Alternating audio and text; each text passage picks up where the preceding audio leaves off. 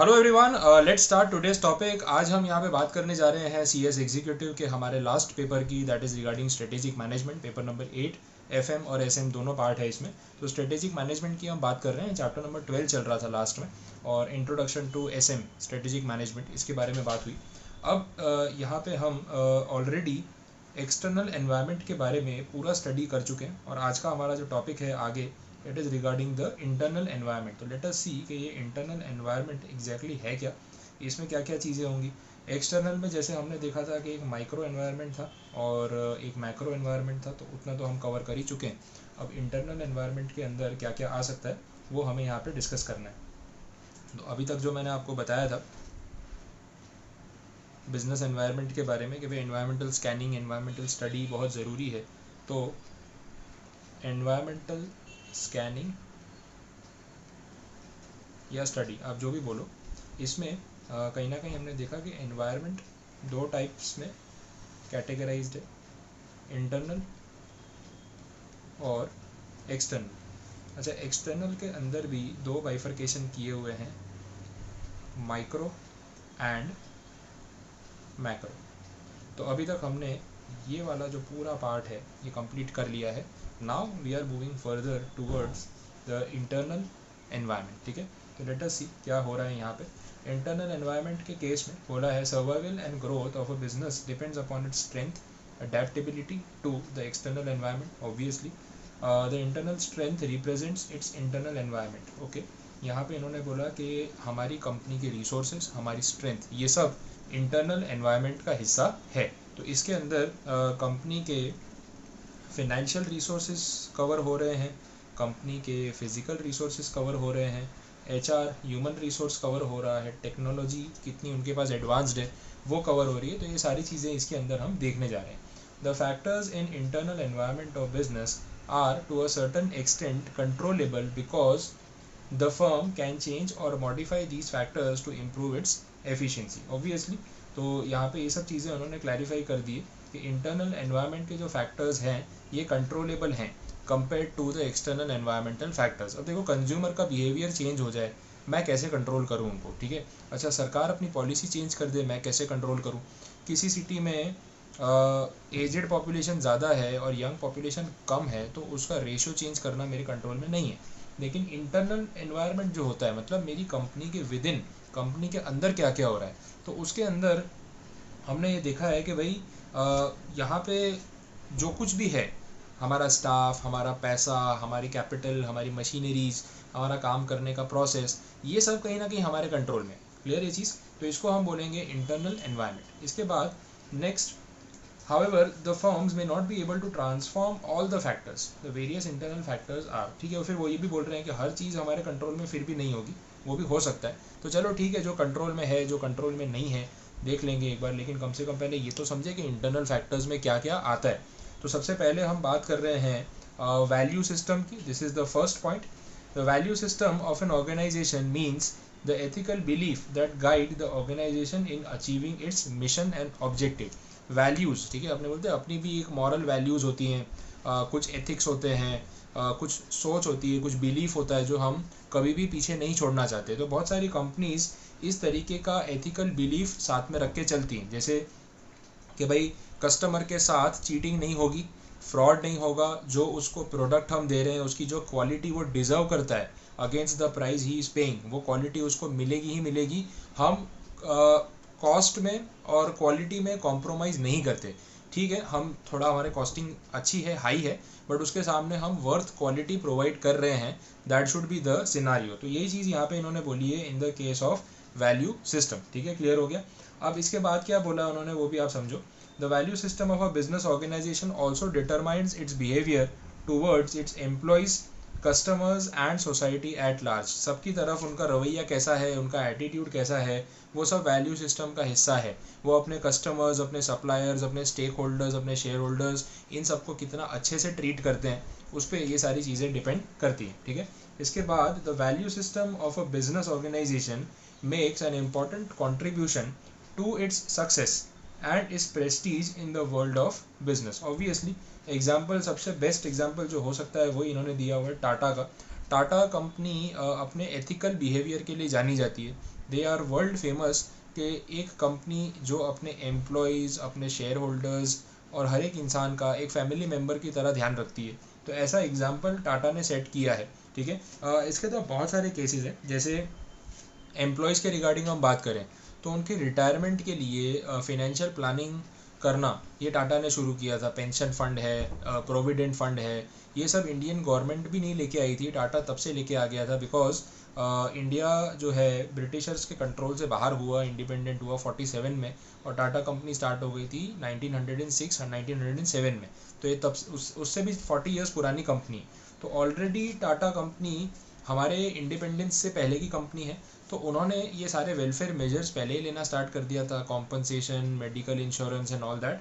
ये सब चीज़ों से सीखते हुए सरकार ने बाद में कानून बना के, इंडियन गवर्नमेंट जब बनी तब कानून बना के इन चीज़ों को बाकी कंपनीज पे भी अप्लाई किया। तो they have set a benchmark, a target, या फिर एक बोल सकते हैं एक एग्जाम्पल सेट किया उन्होंने कि अगर अच्छाई करनी हो तो ऐसे हो सकती है। तो ऐसे तो बहुत सारे उनके किस्से हैं जिस वजह से टाटा कंपनी की रेपुटेशन जो है ना वो इतनी टॉप क्लास है, ठीक है। आगे बढ़ते हैं। इन्फोसिस के बारे में भी उन्होंने बोला है कि इन्फोसिस को बेस्ट कॉरपोरेट गवर्नेंस के अवार्ड्स मिल चुके हैं। उन्होंने कॉरपोरेट कल्चर का एग्जाम्पल सेट किया कि भाई कॉरपोरेट गवर्नेंस मतलब एडमिनिस्ट्रेशन, और कॉरपोरेट गवर्नेंस मतलब कंपनीज के रिगार्डिंग जो एडमिनिस्ट्रेशन होता है वो, तो वो किस तरीके से हो सकता है और कैसे होना चाहिए कि कंपनी अच्छे से काम करे, एम्प्लॉयज़ मोटिवेटेड रहें, एथिकली काम हो, सारा ट्रांसपेरेंसी से काम हो। वो एग्जाम्पल इन्फोसिस ने सेट करके दिखाया और उसके लिए उनको अवार्ड भी दिया गया था। फिर मिशन एंड ऑब्जेक्टिव्स। अब देखो ये जो मैंने बोला है ना, मिशन, विजन, ये सब चीज़ें, तो मैं आपको ये बहुत सिंप्लीफाई करके समझा देता हूँ कि इसमें क्या फ़र्क है। देखो मिशन, विजन, दो वर्ड्स हैं, दोनों सुनने में एक जैसे लगते हैं और पता ही नहीं चलता है कि यार डिफरेंस एग्जैक्टली है क्या। लेकिन पॉइंट ये है कि जब हम मिशन की बात करते हैं तो mission means short term vision, ठीक है। मिशन को मैं बोल रहा हूँ शॉर्ट टर्म विजन, मतलब दोनों में जब डिफरेंस बिटवीन निकालते हैं ना, ठीक है, तो अगर हम मिशन की बात करें और हम विजन की बात करें तो भाई दोनों में डिफरेंस क्या है। तो ये शॉर्ट टर्म है और जो विजन है आपका वो लॉन्ग टर्म है, ठीक है। ये पहला तो डिफरेंस इसके बीच में रहेगा, ये आप ध्यान में रख के चलना। अब विजन और मिशन में इसके अलावा क्या फ़र्क है, सो इतना डिफरेंस है, ऐसा नहीं है। देखो अगर आपका कुछ मिशन है वो कब पूरा हो सकता है, आपकी आज उतनी कैपेबिलिटी होनी चाहिए कि ऑन द स्पॉट आप चाहो तो उस चीज़ को अचीव कर सको। If you have those resources, if you have all the material required, if you have all the capacity to reach your target now itself by today or by tomorrow, then हम बोल सकते हैं कि you have your mission।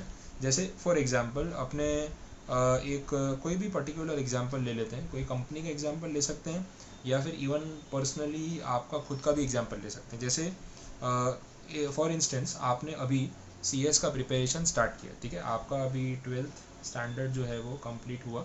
एक ऐसे student की हम बात कर रहे हैं, उसने बोला भाई मुझे तो कॉर्पोरेट वर्ल्ड में जाना है, CS बनना है, किसी से सुन लिया, मोटिवेट हो गया और बहुत अच्छा लग रहा है, मुझे अभी के अभी CS बनना है। अभी के अभी मतलब आधे घंटे के अंदर। अरे भाई पिज़्ज़ा बना रहा है क्या कि CS बना रहा है, आधे घंटे में कैसे बन जाएगा, तो कम से कम टाइम तो लगेगा। अब देखो CS बनने के लिए आपको पता है कि 3 स्टेजेस हैं आज की डेट में। CSEET का एक एग्ज़ाम देना है आपको, उसके बाद आपको CS एग्जीक्यूटिव क्लियर करना है, उसके बाद आपको CS प्रोफेशनल क्लियर करना है, प्लस आपकी जो ट्रेनिंग्स होंगी वो आपको सक्सेसफुली कंप्लीट करनी है। उसके बाद आगे की बात होगी, समझ में आ रहा है, तब आपको एज अ CS जॉब मिलेगी। तो आप ये बोल सकते हो कि फ़िलहाल मैं CS बन नहीं सकता हूँ इमीडिएटली, नॉट पॉसिबल कि मुझे CS की जॉब मिल जाए। आपने तो यही सोचा, चलो ऐसा रखते हैं कि आपने ये सोचा कि मुझे एज अ CS किसी कंपनी में जॉब करनी है, तो रातों रात कैसे पॉसिबल है। हाँ, down the lane 4 years 5 years, मतलब आज से या तो 3 साल 4 साल के बाद आप एक लॉन्ग टर्म विजन रख सकते हो कि मैं अपने आप को एक कॉरपोरेट कंपनी में एज अ CS देखना चाहता हूँ। वो आपसे इंटरव्यू में पूछता है ना ऐसा कि आप अपने आप को 5 साल बाद कहाँ देखना चाहते हो, ठीक है, तो वैसा कुछ है आपके माइंड में कि भाई मुझे कंपनी सेक्रेटरी की तरह फ्यूचर में काम करना है, बट आज के आज हाल फिलहाल तो मैं ये काम नहीं कर सकता हूँ, ठीक है। तो मिशन वाले केस में जैसे हम बात कर रहे हैं यहाँ पे, तो इमीडिएटली तो पॉसिबल नहीं है कि आप एकदम से CS की जॉब करने लग जाओगे ना, तो first step is to be done first. तो अगर आपको सी एस के एज ए सी एस किसी कंपनी में जॉब करना है तो फर्स्ट स्टेप अभी राइट नाउ क्या पॉसिबल है, क्या डायरेक्टली आप जॉब कर सकते हो? नहीं। सबसे पहला स्टेप आपको ये करना है कि बिकॉज अभी आपने 12th क्लियर किया है तो you have to apply for first level that is CSEET। तो CSEET के लिए एक बार आप अप्लाई करो, उसका एग्ज़ाम अपियर करो, क्लियर करो, देन आप CS एग्जीक्यूटिव के ऊपर जाओ, देन प्रोफेशनल, फिर ट्रेनिंग करो, फिर जाके आपका काम खत्म होगा। समझ आ रहा है? तो आज आपकी कैपेसिटी जो एग्जिस्टिंग है उसके हिसाब से आप जितना भी अचीव कर सकते हो या जितना एफर्ट पुट कर सकते हो, that should be your mission, that is called your mission. और लॉन्ग टर्म में जैसे 5 साल 10 साल 15 साल 20 साल बाद आपका क्या विजन है, लॉन्ग टर्म में आप क्या अचीव करना चाहते हो, कहाँ पहुँचना चाहते हो, तो उस चीज़ को हम क्या बोलेंगे, that is called a vision. तो ये एक बेसिक डिफरेंस जो है ये दोनों टर्म्स में रहेगा, मिशन में और विजन। क्लियर है यहाँ तक? ठीक है, चलो आगे बढ़ते हैं।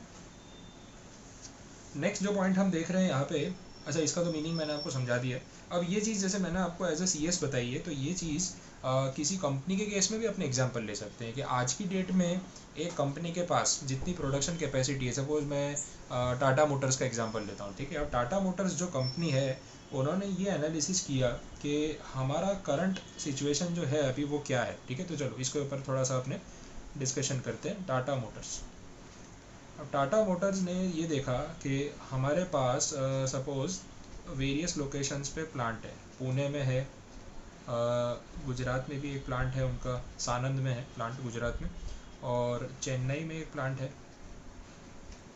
और एक सपोज झारखंड में उनका एक प्लांट है। तो ऐसे 4 अलग अलग प्लांट उनके सेटअप है। ऐसा अपने मान के चलते हैं कि जहाँ पे कार का मैन्युफैक्चरिंग वो कर रहे हैं, ठीक है, ये हो रहा है। अब मिशन के केस में ये हो सकता है कि उनको पता है कि पुणे, गुजरात, चेन्नई और झारखंड, ये चारों जगह पे मिला के वो हर महीने 10-10 हज़ार गाड़ियों का प्रोडक्शन आराम से कर सकते हैं। इतनी कैपेसिटी उनके इस प्लांट की है, 10,000 यूनिट्स की इतनी कैपेसिटी उनकी है। बट ये कैपेसिटी पे वो काम अभी कर नहीं रहे, ठीक है। देखो टोटल कैपेसिटी कितनी हो गई, चारों प्लांट की मिला के 40,000 गाड़ियाँ हर महीने बन सकती है। लेकिन जब उन्होंने देखा कि एग्जिस्टिंगली वो कितनी गाड़ी बना रहे हैं, तो 26,000 कार्स बना रहे हैं। अच्छा, और डिमांड की बात करें तो डिमांड है, मतलब अगर वो 26,000 के बदले 30,000 35,000 गाड़ी बनाएंगे ना तो बिक जाएगी। उनको मार्केटिंग स्ट्रैटेजी पे काम करना पड़ेगा, बट सेल बहुत अच्छा है और उस डेटा को वो अचीव कर सकते हैं, टारगेट को। तो बिकॉज अगर वो ये सोच लें कि हम 40,000 गाड़ी बनाएंगे और पूरी गाड़ियाँ बेच पाएंगे क्योंकि मार्केट है, तो क्या ये आज की डेट में पॉसिबल है? ऑब्वियसली पॉसिबल है। क्यों? क्योंकि पुणे में, गुजरात में, चेन्नई में, झारखंड में उनकी जितनी मशीनरी ऑलरेडी लगी हुई है, जितना ह्यूमन रिसोर्स उनके पास है, जितना स्टाफ उनके पास है, वो अंडर यूटिलाइज्ड है, ठीक है। कैपेसिटी को पूरा वसूल नहीं किया जा रहा है।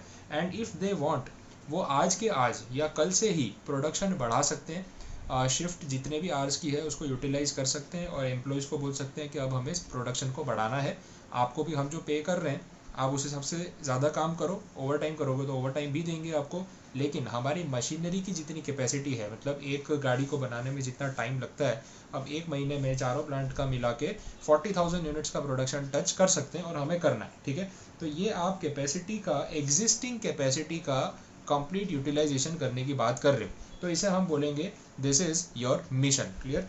अच्छा, on the other hand example थोड़ा सा चेंज करते हैं। अब जैसे किसी पर्टिकुलर कंपनी ने सॉफ्टवेयर का बिजनेस स्टार्ट किया, ठीक है। सॉफ्टवेयर का एक स्टार्टअप है, ये सॉफ्टवेयर का स्टार्टअप भी ले सकते हैं। चलो एक दूसरा एग्जांपल लेते हैं, थोड़ा टेक्निकल हो जाएगा, थोड़ा इजी करते हैं इसको।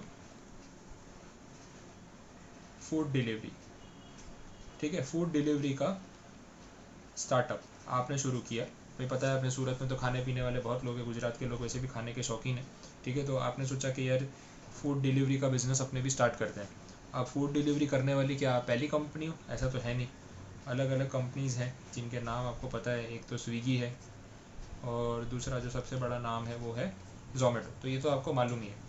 अब ये दो कंपनीज़ ऑलरेडी इस फील्ड में है, लड़ाई कर रही हैं और इनका बिज़नेस तो चल ही रहा है। तो आप जब अपना फूड डिलीवरी स्टार्टअप कर रहे हो तो आपके माइंड में एक विजन होगा कि यार आज हम बहुत छोटी सी कंपनी है, अभी तो स्टार्टअप है, ज़्यादा लेवल पे नहीं है, कुछ एरियाज़ तक ही हम डिलीवरी कर पा रहे हैं, लेकिन एक दिन, ठीक है, एक कोई ऐसी लाइन आती है ना कि एक दिन देखना हम ज़ोमेटो से भी बड़ी कंपनी बनेंगे।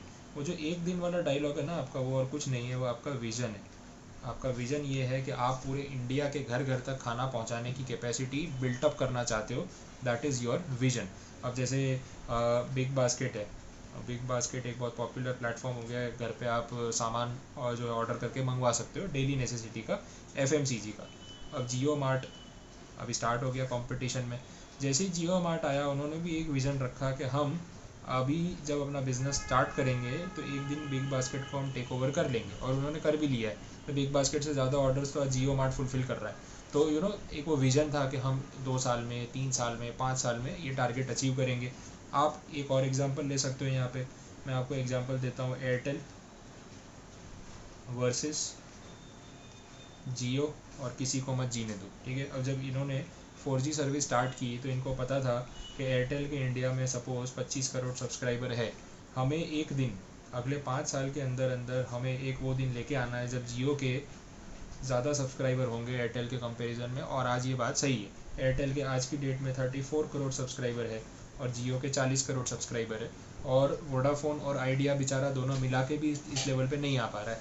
तो कहीं ना कहीं एक लॉन्ग टर्म विजन था। 3 साल 4 साल तो जियो को स्टार्ट हुए हो गए, उसके पहले उन्होंने 5 साल उसके टेक्नोलॉजी के पीछे काम किया, तब जाके आपको जियो दे पाए।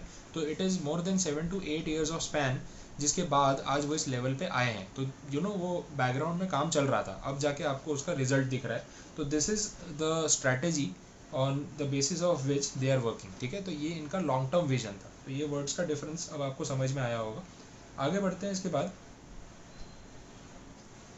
ऑर्गेनाइजेशन स्ट्रक्चर ये आप 11th-12th OC में भी पढ़ते आए, वो है ना top level, middle level, lower level वाला। तो ऑर्गेनाइजेशन के स्ट्रक्चर को हम कैसे डिफाइन करते हैं? सबसे ऊपर जो होता है वो टॉप लेवल मैनेजमेंट होता है। इसमें कंपनी के MD, CEO, मैनेजर्स और डायरेक्टर्स होते हैं, ठीक है। फिर इसके बाद अगर हम बात करें तो टॉप लेवल के बाद आता है मिडिल लेवल मैनेजमेंट। तो मिडिल लेवल मैनेजमेंट में कौन से लोग हैं? तो यहाँ पे आपको डिपार्टमेंट वाइज जो मैनेजर्स होंगे, जो हेड ऑफ डिपार्टमेंट्स होंगे, HOD बोलते हैं हम जिनको, वो होंगे। और इसके बाद जो आते हैं बॉटम लेवल में क्लरिकल स्टाफ आएगा, उनके नीचे वर्कमैन, फोरमैन, सुपरवाइज़र, वो सब आएंगे, ठीक है। तो ऐसे हम देखते हैं। तो ऑर्गेनाइजेशन स्ट्रक्चर में ऐसा कुछ नया नहीं है जिसके बारे में आप जानते नहीं हो, ऐसा कुछ नहीं है, ठीक है। और नेक्स्ट पॉइंट, कॉर्पोरेट कल्चर। जो कॉर्पोरेट कल्चर का मतलब क्या होता है? Style of working, way of working, behaviour, attitude, ethics, believes, ये सब चीज़ें मिल के एक कल्चर बनता है। तो यहाँ पे कॉर्पोरेट कल्चर मतलब एक कंपनी को चलाने का स्टाइल, तरीका, बिहेवियर, उसकी बात है। तो टॉप मैनेजर्स पे बहुत ज़्यादा डिपेंड करता है कि वो लोग किस तरीके से एक कंपनी का कल्चर सेटअप करते हैं और उसको चलाते हैं। यहाँ पे भी ऐसे ही बोल रहे हैं, it is an important factor for determining the internal environment of any company. In a closed and threatening type of corporate culture, the business decisions are taken by the top level managers, while the middle and lower level managers have no say in the decision making. Generally क्या होता है कि बहुत सारी companies में ऐसा भी होता है, टॉप लेवल बॉस ने जो बोला है, बॉस इज़ ऑलवेज राइट, ऐसा बोलते हैं। तो बॉस ने जो बोला है वो करना है, आपको अपना दिमाग लगाना नहीं है, आपकी कोई डिसीजंस लेने की अथॉरिटी नहीं है, और आपका कोई ओपिनियन मांग नहीं रहा है। तो इसमें आप क्या उखाड़ लोगे? जो बोला है वो करना है, ठीक है। तो ऐसी चीज़ें जो है वो कहीं ना कहीं लॉन्ग टर्म में मज़ा नहीं आता काम करने का, लेकिन मजबूरी होती है तो करना भी पड़ता है।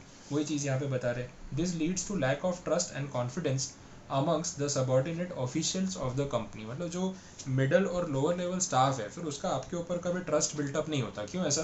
बिकॉज आपको तो कोई बोलने की अथॉरिटी नहीं है ना। तो आप लोअर लेवल स्टाफ क्या सोचेगा? बोले हमारे बोलने ना बोलने से फ़र्क तो कुछ पड़ता नहीं है, बस जानवरों की तरह ऑर्डर सुनो, काम करो, और कभी उनकी टॉप मैनेजमेंट की कोई गलती हो तो भी वो सुनते ही नहीं, तो किसको कंप्लेंट करने जाए, तो हमारी कोई सुनता नहीं। तो वो ट्रस्ट कभी भी डेवलप नहीं होगा between the top level and the other staff, ठीक है। Free communication between the top level management and the lower level managers is the rule in the open and participatory type of culture.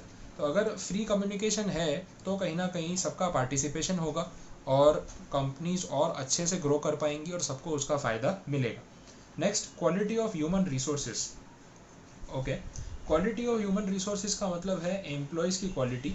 ये भी एक बहुत important factor है internal environment का, because employees कितने skilled हैं, कितने अनस्किल्ड हैं, कितने एजुकेटेड है, कितने नहीं हैं, that will always impact your business. तो हमेशा कोशिश ये की जाती है कि जो कंपनी है उसका स्टाफ अच्छे से वेल क्वालिफाइड हो, वेल एक्सपीरियंस्ड हो, ट्रेंड हो, और जो जॉब जो पोस्ट के लिए जिसको अपॉइंट किया गया है उसको वो काम अच्छे से आता हो, ये बहुत ज़्यादा ज़रूरी है। क्लियर हो गया ये चीज़? ठीक है, चलो आगे बढ़े। लेबर यूनियन, हाँ लेबर यूनियन भी एक तरीके का इंटरनल पार्ट ही हो गया, बिकॉज आज की डेट में एम्प्लॉयज़ का भी एक अपना ग्रुप होता है। जब फैक्ट्री में आपकी 500 एम्प्लॉय काम कर रहे हैं ना, तो उनकी एक यूनियन होती है, उनका एक ग्रुप होता है, ताकि कोई एम्प्लॉयर किसी एम्प्लॉय के बेसिक राइट्स उससे ना छीन ले, उसका एक्सप्लॉयटेशन ना करे, और उसको प्रॉपर बेनिफिट्स जो मिलने चाहिए वो प्रोवाइड करे। So this should be the point.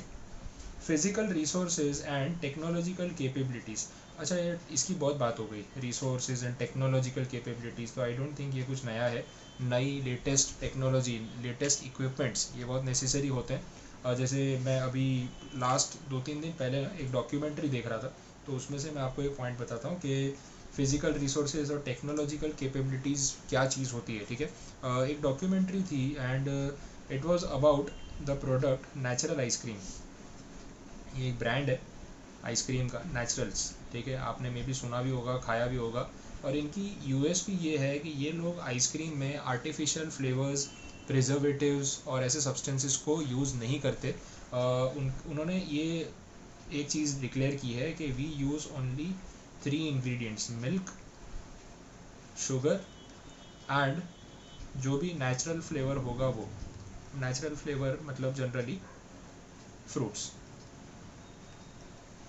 ठीक है, तो ये उनके 3 इंग्रेडिएंट है, उसके अलावा कोई इंग्रेडिएंट नहीं है, ऐसा वो क्लेम करते हैं 100%। और प्रिजर्वेटिव्स और केमिकल फ्लेवर्स ना होने की वजह से उनका टेस्ट फ्रेश रहता है, और स्टॉक भी वो लोग 2-3 दिन का ही बनाते हैं जब तक वो चीज़ एक्चुअली में सस्टेन कर सके, क्योंकि प्रिजर्वेटिव्स होते नहीं हैं। तो ये नेचुरल आइसक्रीम का जो ब्रांड है, इसमें इन्होंने ये बताया कि उसके ओनर ने एक पॉइंट में देखा कि जब उन्होंने आइसक्रीम पार्लर स्टार्ट किया तब पूरे इंडिया में ये ट्रेंड नहीं था। तो वो स्टार्टिंग में वो ट्रेंड लेके आया कि आइसक्रीम पार्लर होता है, लोग स्पेशली वहाँ आइसक्रीम खाने जाते हैं, और वेराइटी ऑफ फ्लेवर्स, मतलब ऐसे ऐसे फ्लेवर्स जो आपने सोचे भी नहीं होंगे कि भाई इस फ्रूट की आइसक्रीम बन सकती है, तो वो उन्होंने बनानी स्टार्ट की।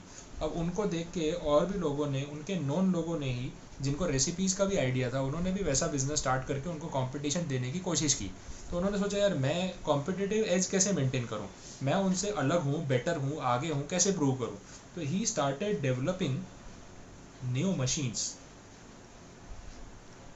किस चीज़ की मशीन? भाई अब देखो, फ्रूट्स में से आइसक्रीम बन रही है, तो फ्रूट्स को कट करना, उसको पील करना, उसके सीड्स निकालना, ये सब चीज़ें अगर ऑटोमेट हो जाए तो काम जल्दी होगा, वो एक्सपांशन कर पाएंगे। So he started giving franchise, he started expanding his business scale, and उन्होंने उसके लिए इंजीनियर्स को हायर करके उनसे न्यू मशीन्स डेवलप करवाई, जिससे ये सारा काम ऑटोमेट हो जाए, और वो एक दिन में जितनी आइसक्रीम बना सकें उतना उनके कॉम्पिटिटर्स जो नए स्टार्टअप्स हैं वो ना कर पाए। तो ऐसा इंटरनल एनवायरनमेंट क्रिएट करना जहाँ पर टेक्नोलॉजिकली और फिजिकल रिसोर्सेज में हमें एडवांटेज मिल जाए, वो भी एक बहुत इंपॉर्टेंट एस्पेक्ट होता है। क्लियर? ऐसे बहुत एग्जांपल मिलेंगे, इसलिए स्ट्रैटेजी वाला पार्ट बहुत इजी हो जाता है और इंटरेस्टिंग भी हो जाता है, क्योंकि जो चीज़ें आप यहाँ पे सीख रहे हो ना, वो बिल्कुल आपके आजू बाजू के जो एग्जांपल्स हैं उनसे रिलेट करता है। तो आपको कुछ बहुत ज़्यादा इमेजिन नहीं करना है, सिर्फ रिलेट करना है। ठीक है, चलो तो ये पार्ट कंप्लीट हुआ। अब इसके बाद नेक्स्ट टॉपिक फिर पूरा नया टॉपिक है, that is porters 5 forces model. और ये बहुत ही इंटरेस्टिंग, अगेन मज़ेदार टॉपिक है, मुझे मज़ा आता है इसमें पढ़ाने में भी, और आपको पढ़ने में भी आई एम श्योर कि मज़ा आएगा। बट इसको अपने नेक्स्ट लेक्चर में स्टार्ट करेंगे, बिकॉज एक पूरा सेशन इस टॉपिक पे जाने वाला है। तो आई वांट कि आप उसको फ्रेश माइंड से स्टार्ट करो, और आप जब भी पढ़ो तो ज़ीरो से इसको स्टार्ट करो कि भाई हाँ सीधा लेक्चर स्टार्ट हुआ पोर्टर 5 फोर्सेस से, और एंड भी उसी के साथ हुआ।